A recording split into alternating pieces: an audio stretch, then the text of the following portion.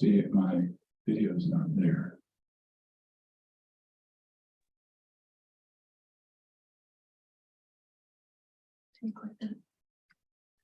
Well, good afternoon.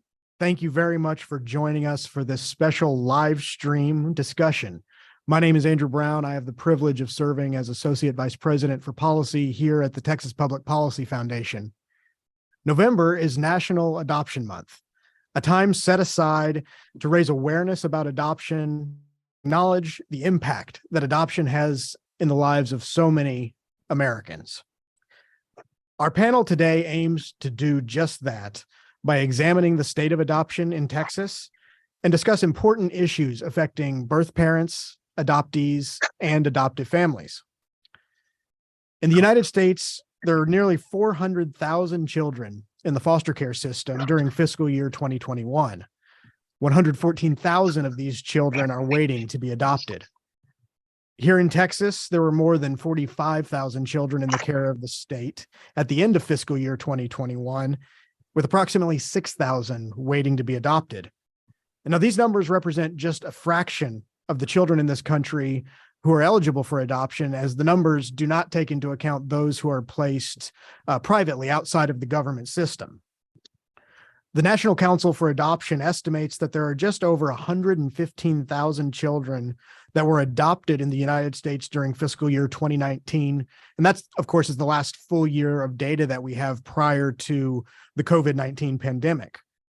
During that time, public adoptions made up about 57% of the total number of domestic adoptions finalized, with private adoptions representing the remaining 43%.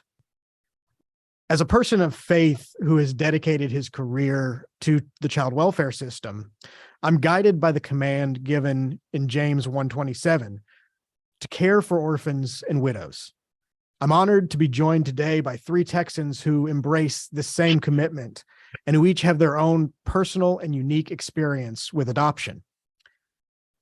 Representative James Frank was recently elected to his 6th term at the Texas House of Representatives, serving the people of District 69. A longtime resident of Wichita Falls, he is the owner of 2 manufacturing companies that employ more than 100 people. Representative Franks currently serves as chairman of the House Human Services Committee, which has oversight of the Texas child welfare system. As chairman, he has spearheaded efforts to reform the Texas foster care system to make it safer and more responsive to the needs of the children and families who have contact with it. He's a passionate champion for limited government that serves people rather than bureaucracy. Representative Frank and his wife, Alicia, have 6 sons, 2 of whom were adopted out of foster care. Judy Tisdale Canon is a lifelong pro-life advocate who is passionate about serving roles in her community, her family, and her church.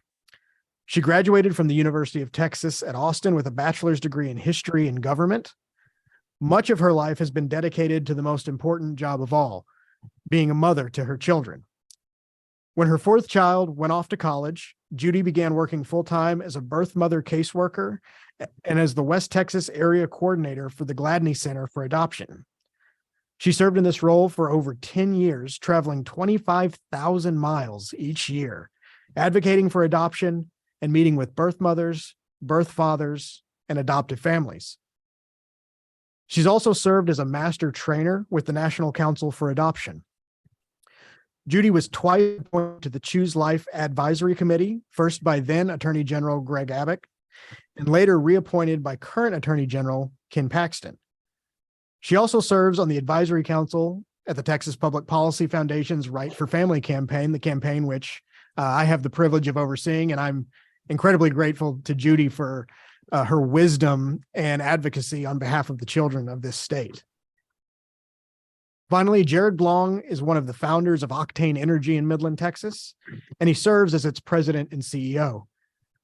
Jared graduated from Tarleton State University in Stephenville, Texas, with a Bachelor of Business Administration degree. He has a diverse background in operations, risk management, and business development, combined with a strong knowledge of both the soft and technical aspects of the energy sector. Prior to founding Octane Energy, Jared served as the Director of Risk Management for Western Drilling Incorporated, where he developed a passion for the drilling business. A native of West Texas, Jared himself was adopted as an infant, and he now lives with his wife and their 3 children in Midland. He is invested in the long-term success of his community, serving on the board of the Permian Basin Fellowship of Christian Athletes, and as the former chairman of the International Association of Drilling Contractors Permian Basin chapter. Both personally and professionally, Jared seeks to serve the people of the Permian Basin by pouring back into the lives of those who have poured into his. Representative Frank, Judy, Jared, thank you so much for joining us today. Thanks for having us. Thank you. Thank you. Well, as I mentioned during my opening remarks, each of you has a unique personal experience with adoption. Each of your lives have been touched by this beautiful arrangement whereby families are created. I'd like to start by giving you each the opportunity to share your personal story with the audience. And Judy, I'd like to start with you. Thank you. Thank you. Yes, I was fortunate enough to be on the front end of working with birth mothers and birth fathers who are making a plan for adoption. It was a journey to educate the birth mothers to make a fully informed decision that would be best for their child, a fully informed decision.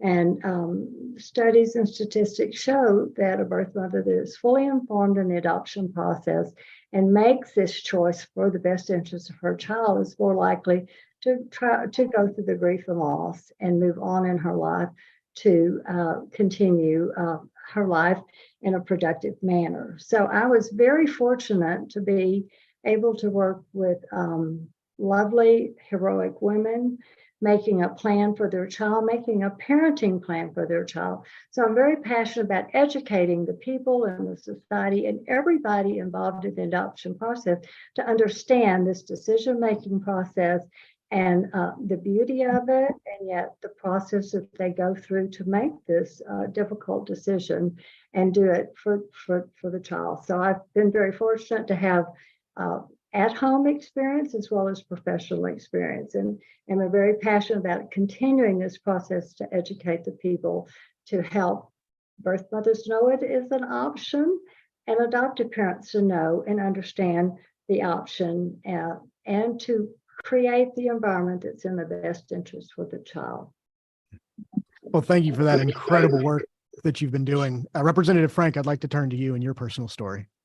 Yeah, you mentioned, your faith and really in our church, and we've been working with, my wife and I work with at-risk kids really for our whole adult life, what we call the bus ministry, but you're ministering to kids that you're bringing on buses. And so, we had talked about adopting at different times in our lives, but we also had 4 kids of our own. And, one time she would be thinking that it was the time and I wouldn't, and then vice versa. And by the time, our oldest had started to leave college, we both got to the point of saying, you know what, we think we've been called to adopt, and now is the time to do it. And so we added a 9 and 11-year-old boys. We have 4 boys of our own. So if God tells you 4 times, boy, boy, boy, boy, I'm not going to try to figure out somebody else's child and the gender thing at the same time. And so we are excited. We took the leap. And it has been a blessing. It has not been easy.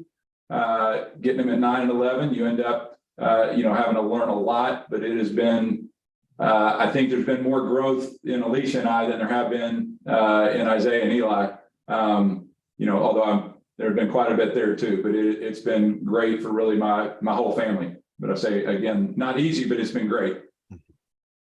Well, that also gives you a wealth of experience to bring to your role on the House Human Services Committee, having experienced the joys of adoption as well as the challenges that come from adopting older youth who are of particular need in our system. It definitely gives you perspective, although I do try to make sure, try to be careful never to legislate by anecdote. Mm-hmm. And my experience is one experience. It's important, but a lot of other people, you try to put all those together and try to make the decisions that best impact the most kids. Yeah, absolutely. And Jared, I'd like to close with you on our personal story section. Yeah, so not quite 43 years ago, a 19-year-old in San Antonio, Texas, made a pretty courageous decision to allow me to be born and to live. And to, as Judy stated so well, she made a plan for parenting for me, and which was certainly no easy choice. And me being adopted as an infant certainly has had a profound impact on my life and awareness, on my faith, on our family, and even in our business. And I was chatting with a friend who works in the system to a degree the other day, and being an adoptee is just a really small facet of a greater story here. I think the thing that I'm eager to talk about today and share in my story is that there's a 19-year-old that made a really amazing, loving, courageous decision against all odds. Yeah. So many years ago, when it was very taboo and challenging, and she was poured into by good people like Judy in San Antonio that cared enough to inform her and to educate her, and all the while, Tom and Laura Blong were sitting in the wings waiting for the right phone call, and had said no several times. And so in early January of 1980, they got a phone call to come to San Antonio to come get their new baby boy. And my life since then has been about a great redemptive process that unfolds when families take hold of this responsibility to take care of widows and orphans in their distress, and provide an opportunity, and simply that, just an opportunity to flourish and thrive and grow. And so, for the last almost 43 years now, I've been living maybe with a little bit of chip on my shoulder to prove that was a right and good decision so many years ago. And so I'm eager to involve myself with you guys and have a great dialogue today, and consider the ripples of such a profound but seemingly small choice so very long ago. Well, having gotten to know you over the last year, I think you've definitely lived up to that challenge that you placed for yourself. You mentioned your adoptive parents, and one of the things that always comes up in these conversations is our need for more folks like Tom and Laura Blong who are willing to step up and take a child into their home, whether it be through adoption or as foster parents. And this is particularly true right now in Texas, where we've been struggling with a shortage of placements, especially on the foster care side. Chairman Frank, I'd like to start with you. As the chair of the House Human Services Committee, you see these issues every single day. You're probably one of the most well-informed people in the entire state about what's going on in our child welfare system. What, in your view, are the major factors contributing to our capacity struggles, our lack of adoptive and foster families, and what has the legislature done, and what will it continue to do to address this shortage? There's like 5 questions, but I'm gonna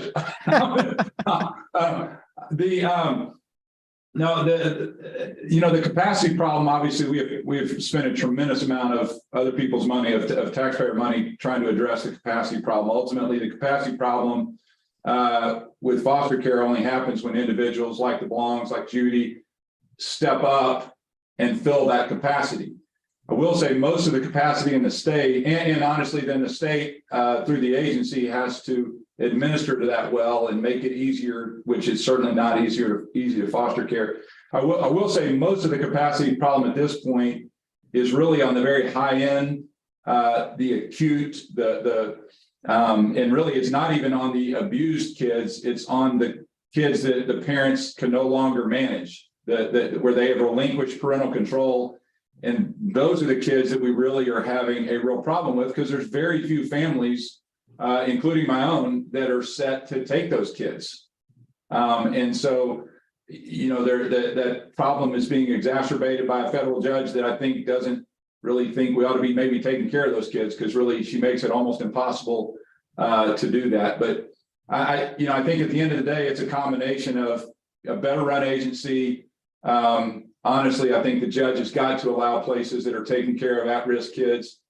Just for example, if an at-risk kid runs away, that doesn't mean you need to close down the place that is watching that kid. There's no way to keep an at-risk kid from running away. The question is, did you go after them?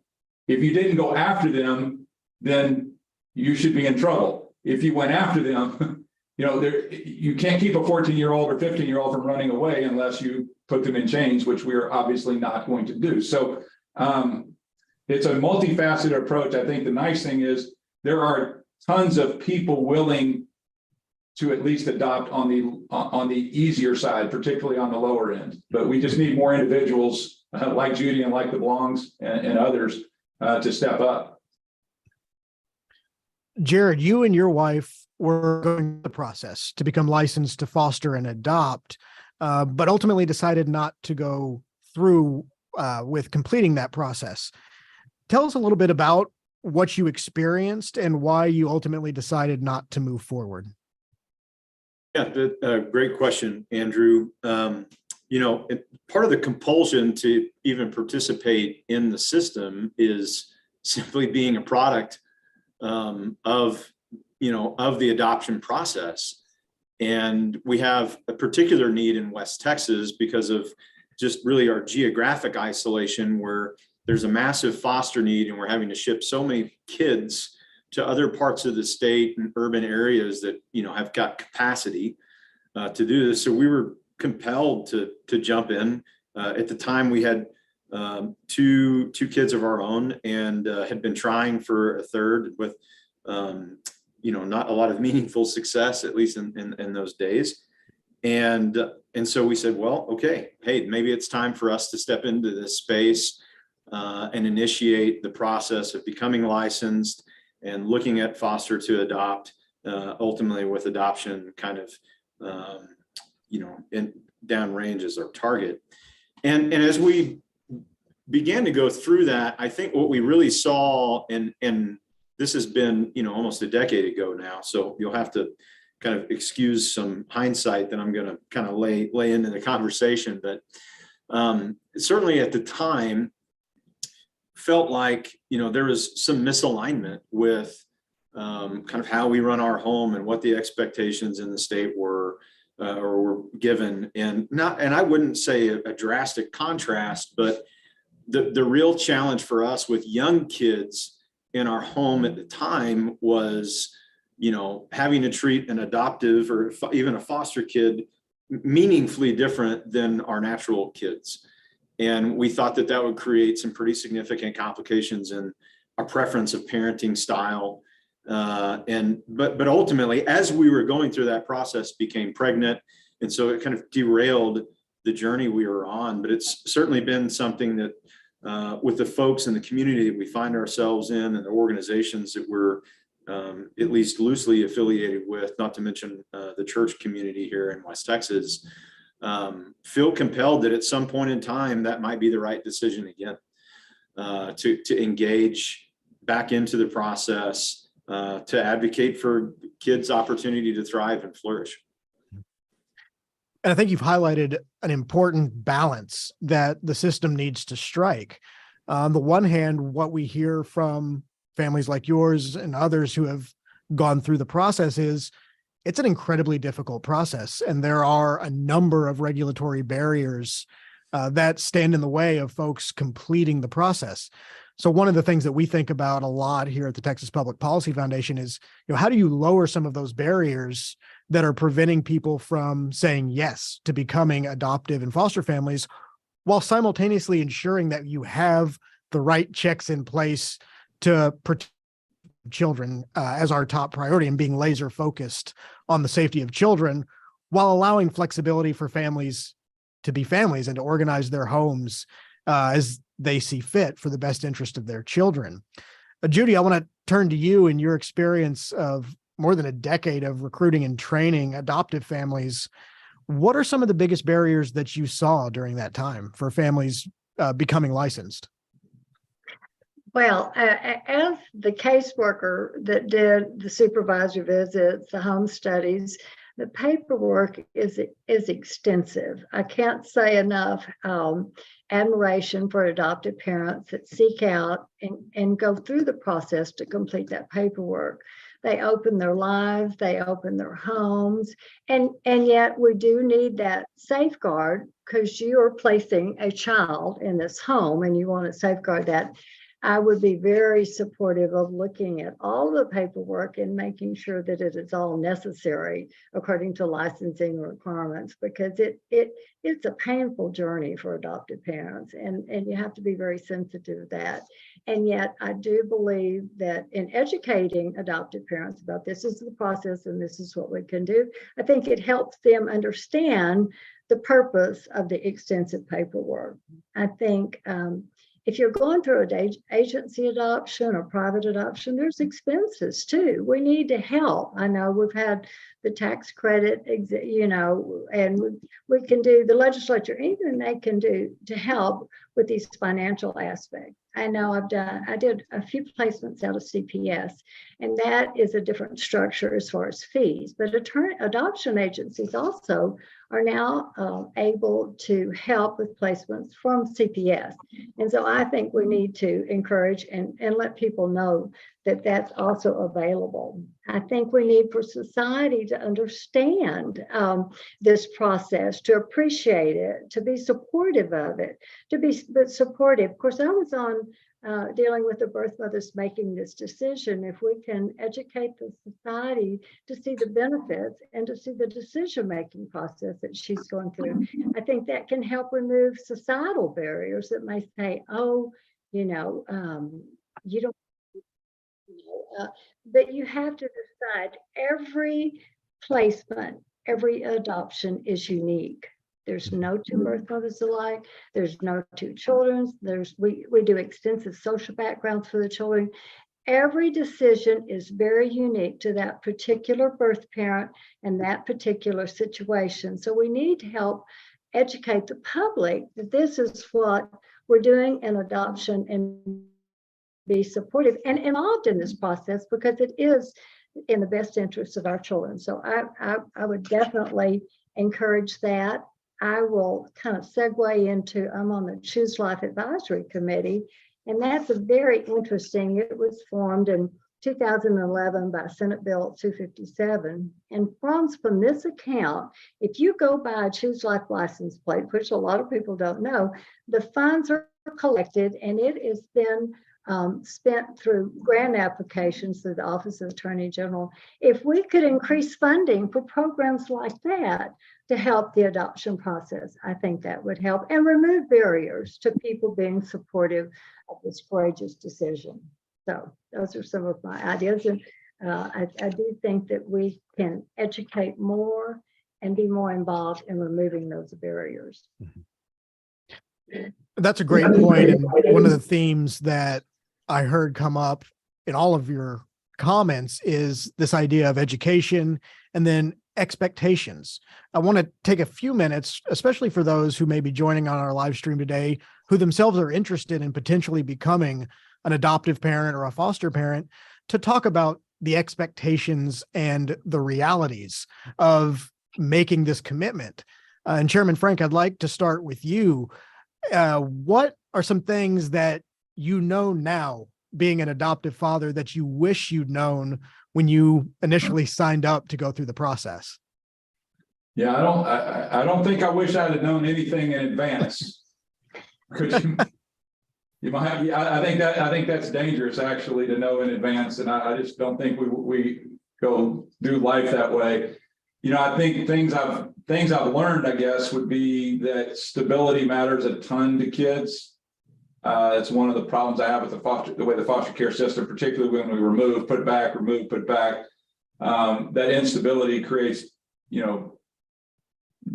very bad trauma on kids. I don't think I really realized how important to my adopted kids that stability was. And, honestly, if you can just provide that you don't have to be a perfect adoptive parent. You just need to be consistent and show love and those kind of things. So Did I answer your question? You did, absolutely. And it sparks a follow-up because you and I speak a lot about the trauma these kids experience. And you alluded to it earlier in your discussion of the older kids in our system who have really intense needs from a mental health and emotional and behavioral health standpoint. What advice do you have for prospective adoptive parents about parenting children who have difficult backgrounds and who are coming in with a lot of trauma that they're seeking to work through? Yeah, I mean, I just have my one experience or two experiences, but really it's to show love, consistency, patience. You need to expect a lot of them, but not be disappointed when they disappoint you, because, it's kind of funny. You don't want to have low expectations. You want to expect high, but you also want to know they're not going to hit, like in our case, they're not going to hit what my other boys were hitting because they didn't have 9 years and 11 years poured into them before. Not that we were perfect at all, but we were present, we loved, and we were parents, and they just didn't have that. And so, as they've gotten older, the thing I've tried to make sure is that they know we like them too. I think my wife and I went, they were pretty much unraised kids, if you know what I mean, by 9 and 11, there were no parameters, no nothing. And so we went maybe a little bit too much on the rules, and they needed that. But then eventually we had to say, hey, you know what, at the end of the day, we do need to make sure before they leave, if they're ever going to come back, we need to make sure they know that we like them. And when we switch that, I think the relationship, they really enjoyed the stability, even though they may not have liked us at the start. They enjoy the stability and the rules. That's something that, nobody likes rules, but what you really hate is not having any rules as a kid. 9-year-olds and 11-year-olds, 5-year-olds, they are not designed to have no guardrails. They are designed to have guardrails, even though they are designed to say they hate guardrails. So from a parenting standpoint, make sure you put those guardrails, but also make sure you end up, we maybe focus so much on the guardrails at the start, we're going, you know what? We need to make sure that they know that we love them too. Yeah, that's an excellent point. And, I'm much newer to fatherhood than you all are. I've got a 4-year-old and a 2-year-old. Are you calling us old? I'm not calling. Oh, wow. That's okay. Can I revise my comments for the journal? Is that how you do it? You should. Just seasoned parents, that's all. Andrew. Seasoned. Thank you. You have much more wisdom than I do. But the other day, my 4-year-old, who in a lot of ways has much more wisdom than I do, we were playing and he just kind of stopped in the middle of playing and he said, Dada, thank you for giving me consequences when I disobey. That helps me. And I was amazed that this came out of a 4-year-old's mouth. But I think that underscores your point. Like even a child as young as 4 years old understands that he has this need for guardrails and direction. And, it really solidified my understanding of my role as a father is to provide those loving guardrails and barriers. If I can just real quick, because to me, it's, you mentioned a kid saying something and you can't believe they get it. Our 11-year-old, he's now 18, but when he was 11, he had a really tough time in our first semester with him at school, and I'd had to be up at school every week, and he'd run away from school, and it just, it was just kind of always something, right? Acting up in class. And we had him for that semester, then had him for summer, and going into fall, he's going into junior high, and I'm like, oh, junior high sucks for everybody. I'm going to be up there all the time. And we're 3 weeks into it, and I have not been to school. No problems. Not that he's perfect or anything, but we'd had no problems. And I was praying with him at night. And I said, hey, buddy, how come? So what's different? How come everything seems to be going fine? And he looked at me and he said, I know where I'm going at night. Wow. He didn't say, I love you. He didn't say, I like you. He didn't say anything other than my life has gotten stable. He's like, but I couldn't believe that as an 11-year-old, he could put that into words. And so like, not that complicated. Sometimes kids just need to know where they're going at night. Well, that's incredible. Judy, go ahead. Yeah, that's interesting to hear you say that, because some of the counseling that we do on the pre-adoption level, which is what I was very involved in, that is the very thing that we explore with the birth mother exploring adoption, is what does she see as in the best interest of her child? And one of them, the stable environment, the loving environment, the permanency. That's what they see as what they want their child to have. And so you're providing for those children. If we can place them as an infant, it is a powerful way to not have to deal with removal and abuse issues. And so that's why on the pre-adoption counseling, and if we can make those plans, maybe we can avoid those situations. But that's exactly what the birth parents, and that's why it's a courageous decision. They see this is what they want. They want exactly what your child expressed. I know they're going at night and they love me and it's stable and they're going to nurture me. It's unconditional love. So, and they had actually been removed 3 different times from CPS from the time they were 2 and 4, out, in, out, in, out. That's a lot of damage. That's a lot of damage for kids to deal with. Exactly. Yes. So, and then Jared, you get into pre-adoption counseling, which is I know we'll get to. Okay. Jared, I'd like to turn to you as an adoptee on the panel. Tell us about your experience processing your childhood and navigating the sometimes complex emotions that come with being adopted. Yeah, it's interesting because it's not something that's relegated simply to childhood.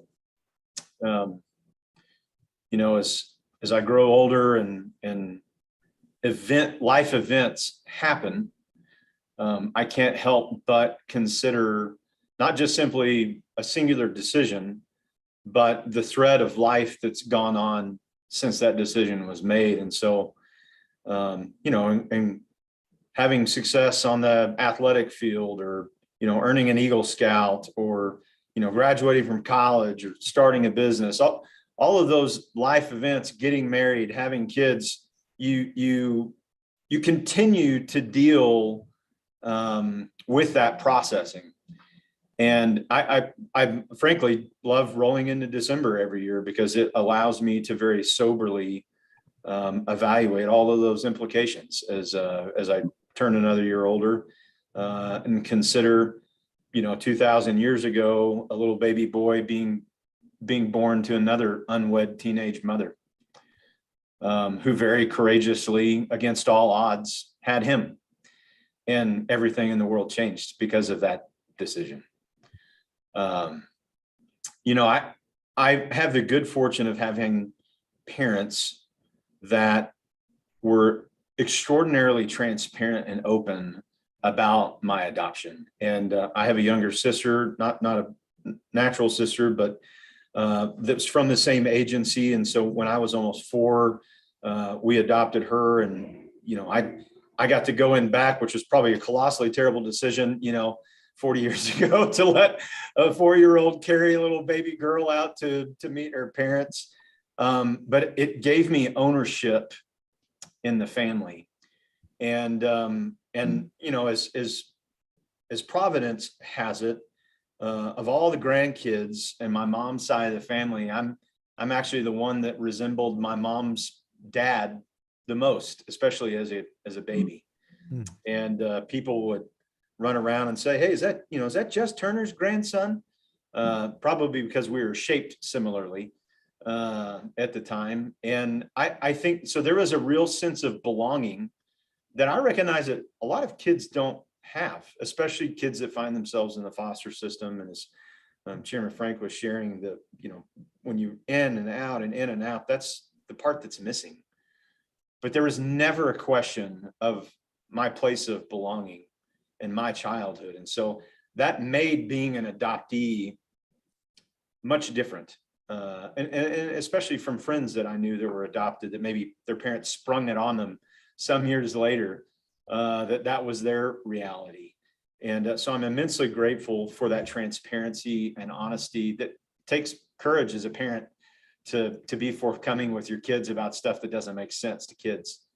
But even as our firstborn was about to arrive, I received a package from my mom that was all of their adoption paperwork that they went through, that they filled out in the system in the late 70s.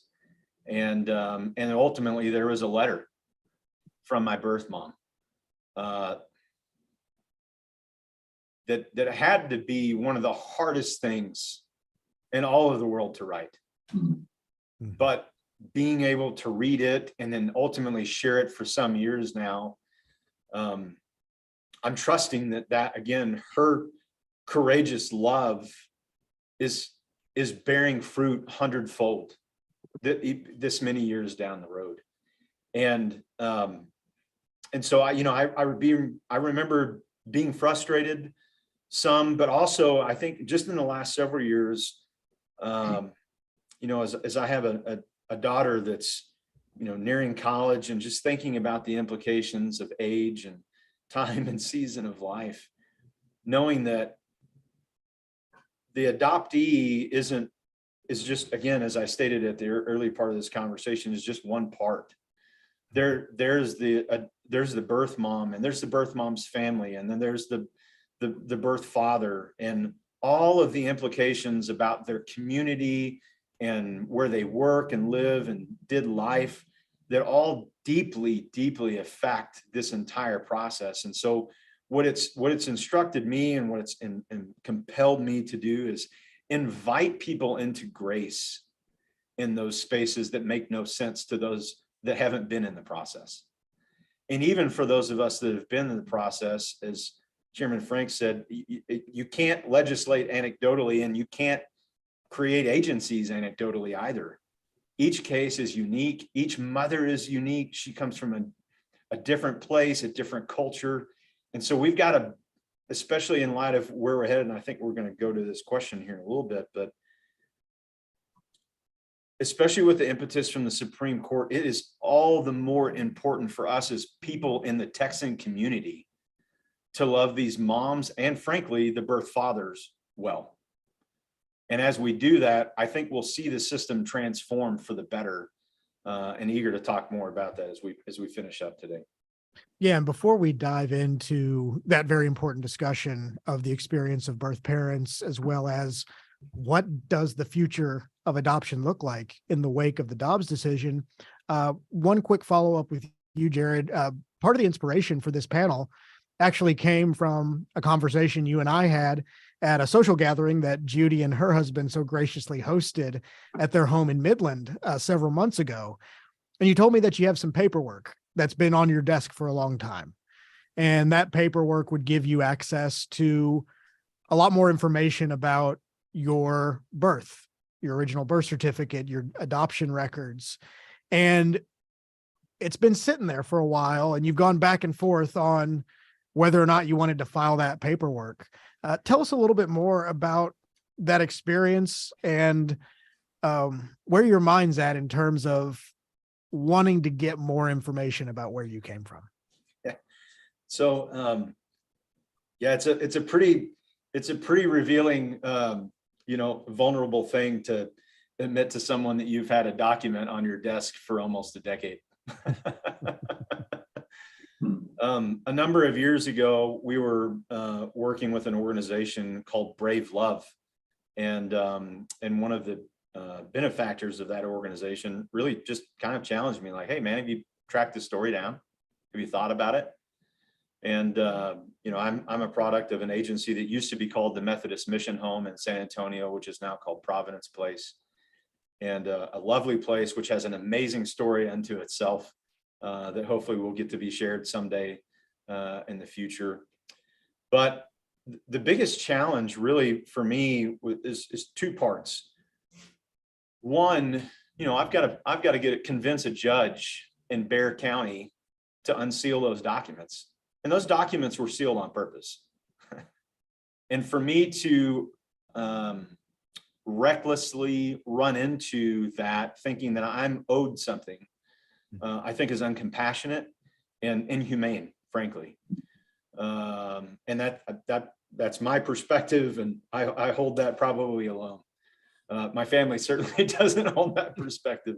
My wife and kids would love for me to press ahead and have those questions answered and try to connect those dots. But so one is that I have to get a judge to unlock this safe that's been locked up so long ago.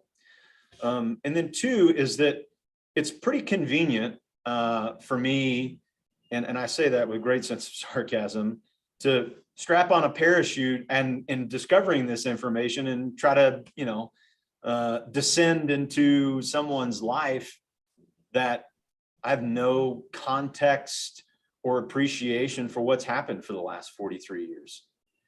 Has she been successful? Did she end up finishing college? Did she end up reconciling things with my birth father? Was she ostracized by her family? Has she genuinely tried to move on, or is December 30th a really hard day every year?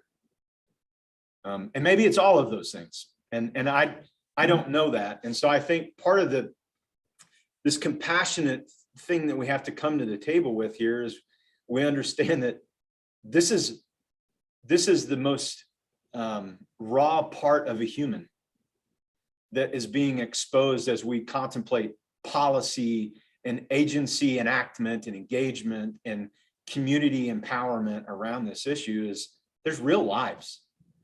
And we have to be so sensitive that we're not just acting in truth, which is probably the easiest thing to do, but we're acting both fully in grace and truth. And I think as we do that, we'll find greater and greater success, that these sorts of stories can come full circle. And I mean, I would be foolish to sit here and deny the fact that I would love to make that connection, and that such a redemptive story has happened in my birth mother's life, that she joins this great adventure to advocate, for adoption in the system and the legislative process. But I can say that in the safety of a corner office in Midland, Texas, pretty arrogantly. And I just don't think that that's the right way to approach it. Yeah. Thank you for sharing that deeply personal story and really highlighting too the interests that are involved, and sometimes the interests that are in tension between the adoptee's desire to learn more about their past and respecting the privacy and the wishes of that mom who made such a selfless and loving choice to place that child in the potential pain that she carries with her every day of her life. As we're wrapping up, Judy, I want to acknowledge that we don't have a birth mom on this panel today. I think it's one of the drawbacks of our conversation. Would love to have had a birth mom giving her perspective. But as a mother yourself who has counseled birth moms, you're probably the most qualified of any of us on the screen today to talk about the experience of birth moms. What are some important things for those of us who work in this field, who are passionate about adoption and the welfare of children, to keep in mind with respect to the experience of birth parents? Well, it's been interesting. It's great to hear Jared share his story as well as Representative Frank. But I think you'll see within that adoptive triad or the triangle that there are grief and loss issues in all parts of the adoptive family, with Representative Frank, with Jared, and with the birth mother. And of course, I was part of the process where she worked through those grief and loss process. And yet, look at the wonderful story that Jared is sharing with us today. And so to hear something with that, it's powerful, it's poignant, and yet it's a beautiful story of the love he received. And to hear Representative Frank also verbalize what he experiences with abused children. As a parent of 4 married children and 9 grandchildren, I will say I can watch the ups and downs. And a parenting plan for any child is not easy. We say in the adoption world, if we have the opportunity to meet with a birth mother that's making a plan for adoption, and very often it's in a situation where it's an unplanned and we're trying to sort through what we do. a parenting plan is very important for everyone. I had to have a parenting plan for every one of mine, and those are not easy. And yet, if we can focus on the child and the best interest, then you will be able to address the grief and loss, move on. You will never forget, as I tell my birth mothers that choose adoption, and now with open adoption, which we really haven't been able to get into, adoptions going more open, they're able now to choose the parents. Then we have to be very delicate. Does the birth mother want her story to be told? And I think Jared was saying that too. And so I do think we have registries, we have all sorts of vehicles to try to help both ends of the spectrum get counseling and sort through. As Jared expressed, I've had close friends. I'm kind of brought into adoption stories with close friends. And I had a friend in her 50s that decided that she wanted to find her father. And it was a private adoption, but it's a lifelong process. But as a parent of 4 and a grandparent of 9, parenting is a lifelong process. I think that I will worry until I'm no longer with us.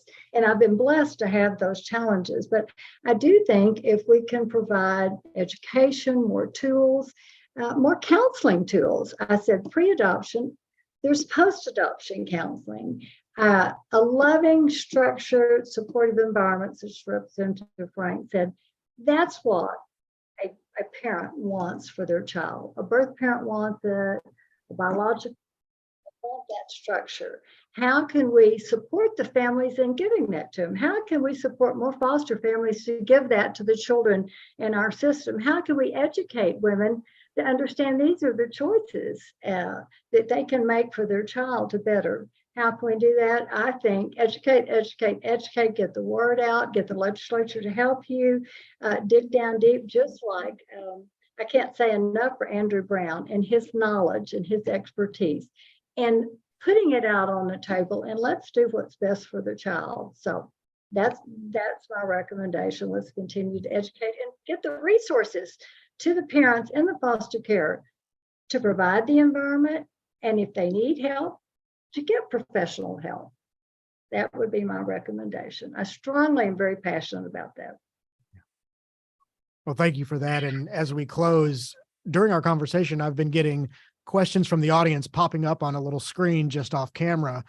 And by far, one of the most popular questions that's coming up is, what does adoption look like in the wake of the Supreme Court's Dobbs decision, which I personally believe is one of the most significant, if not the most significant, Supreme Court cases of the last century.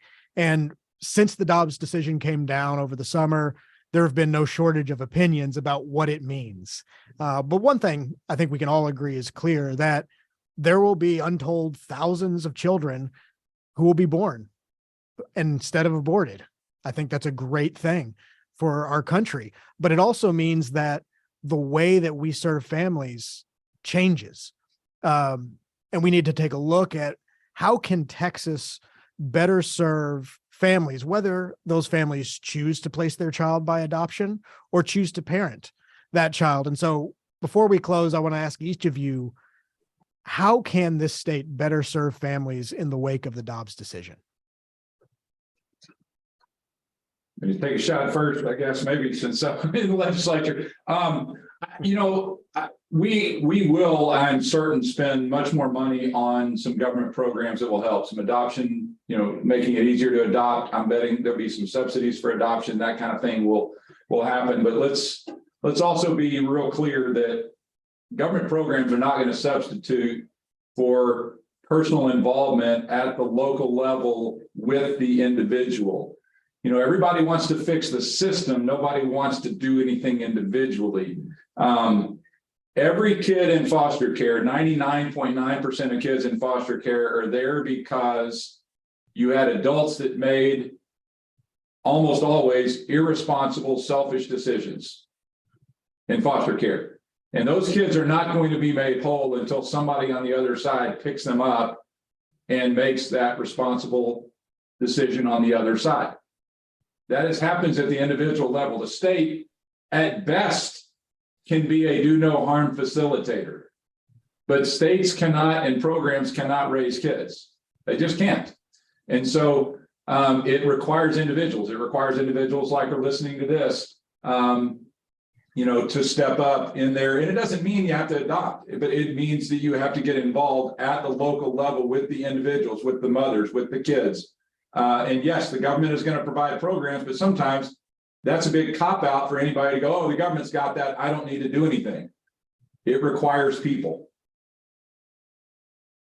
Very well said. Judy or Jared, anything to add?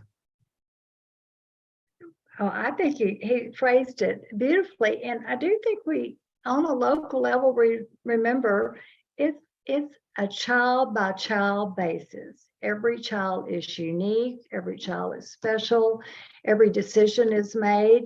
And anything we can do on a local, a church, a private level, the legislature cannot fix it. I totally agree. I think we have to become very responsible individuals ourselves and foster the environment in our homes, our churches, our schools that will foster the support for every child is important, unique, and needs to be in a loving, nurturing environment. And what we can do on a personal level is very important. I totally agree with that, as well as a professional level. Yeah, Jared, and final I would word. say if you'll allow me to kind of put my West Texas preacher hat on for a second. Now, Please I'm do. West Texas too. Yeah. But you've got lovely hair, Judy, and I do not. It's white. Well, I mean, I would say, it's certainly easy for us to kind of stand up and shake our fists at the darkness that is abortion. That the notion that since 1973, more than 63 million lives have vanished. But and that's certainly a horrific statistic, but I think instead our calling as Texans is to pierce that darkness with the marvelous light of love and grace and redemption. And frankly, for those women that have experienced abortion, that have made that choice, I'm here to tell you, there's nothing that you can do that can extend you beyond the love of Jesus. And there are people in your communities that love you and that want to love you well, and they want to introduce you to a process of hope and healing. And I would say to those women that are pregnant, that I would plead, like my birth mom did, that they would choose life. Whether that's through the process of adoption or raising that little soul themselves. And I would say, pledging on behalf of Texans, that we'll support you, we'll stand with you even when life gets messy, because that's really what raising kids is messy. Amen. Amen. And third, I would say for the men that have promoted and supported or pressured women to have abortions, I'm convicted that it's time for men to step up into the role of responsibility and to quit running away from that. And there's hope and new life for them as well. And so for the rest of us, I think, we've got to do a couple of things. We've got to repent of our indifference for the last 40 years plus, because a lot of us have been sitting on the sidelines, certainly not Judy or Chairman Frank or Andrew, but countless Texans have been sitting on the sidelines for far too long. And we've got to continue to pray for the unborn and their mothers and their fathers. And I'm convinced that our job is to support them with our hands and feet. And that means us getting messy, us getting dirt under our fingernails, and dealing with the gross inconvenience of the process, but intentionally, deliberately expecting that a next great generation of Texans will rise if we take up the mantle that we should to protect life.